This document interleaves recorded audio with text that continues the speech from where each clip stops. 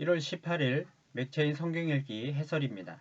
창세기 19장에서 소돔과 고모라가 멸망당합니다. 롯은 성문에 앉아 있었다라는 표현으로 보아서 소돔 성에서 성공한 자가 되었다는 것을 알 수 있습니다. 나그네 환대법을 따라 롯은 두 천사를 극진히 대접합니다. 잠시 후 소돔의 남자들이 쳐들어옵니다. 동성 강간을 하겠다면서 두 천사를 내놓으라고 협박합니다. 소돔은 철저히 타락한 도시였던 것입니다. 롯은 손님들을 보호하려고 애를 썼지만 소용이 없었습니다. 천사들은 롯을 구한 후 멸망당할 이 도시를 속히 떠나라고 알려줍니다. 그런데 롯의 반응이 미지근합니다. 이곳은 그에게 부와 명예를 안겨준 도시였기 때문이었습니다. 천사들에게 강제로 끌려나온 롯은 소돔과 고모라의 멸망을 보며 두려워합니다.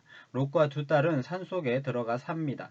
그곳에서 그들은 근친상간을 통해서 모압과 암몬의 조상이 될 아들을 낳게 됩니다.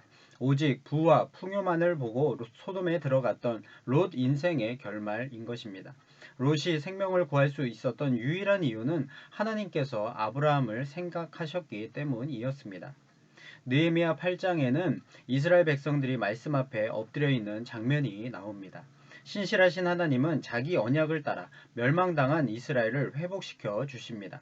성전과 성벽이 재건된 것입니다. 이 일을 주도했던 느헤미야와 에스라는 이제 백성들에게 율법을 가르치고자 합니다. 백성들은 율법의 말씀을 듣고 죄를 깨닫고 다 울어버립니다. 느헤미야와 에스라는 백성들을 진정시키며 오히려 율법으로 말미암아 회복된 인생을 기뻐하라고 권면합니다. 백성들은 초막절을 지키겠다고 에스라를 찾아옵니다. 신실하신 하나님 앞에서 이스라엘 백성들도 점차 충성스럽게 변해가고 있는 것입니다. 부와 풍요를 따라가면 그 자리가 소돔일 수 있습니다. 당장은 성공일지도 모릅니다. 하지만 반드시 소돔과 함께 망하는 인생이 되고 마는 것입니다. 반면에 말씀을 따라 간다면 기쁨을 얻습니다. 복된 인생으로 회복이 되는 것입니다. 마태복음 18장에서 제자들은 서로 누가 큰지를 따집니다. 예수님은 자신을 낮추는 자가 천국에서 크다라는 역설의 진리를 가르쳐 주십니다. 어린이를 영접하고 작은 자를 대접하는 자가 복이 있다는 것입니다. 잃어버린 양의 비유와 탕감받은 종의 비유를 통해서 하나님의 뜻이 과연 무엇인가를 우리에게 보여주십니다. 성도는 복받은 존재입니다. 천지를 만드시고 통치하시는 하나님의 말씀에 참여할 권리를 받았기 때문입니다. 풍요를 따지지 말고 말씀에 참여하며 그리스도만을 따르는 삶을 산다면 참된 복을 누리게 될 줄로 믿습니다.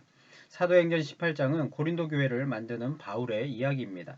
아덴에서 고린도로 이동한 바울은 브리스길라와 아굴라 부부의 집에서 일하며 복음을 전합니다. 바울은 하나님의 말씀에 붙잡혀서 예수님을 밝히 증언합니다. 유대인들은 바울을 비방하였고 이방인들은 듣고 믿어 세례를 받게 됩니다.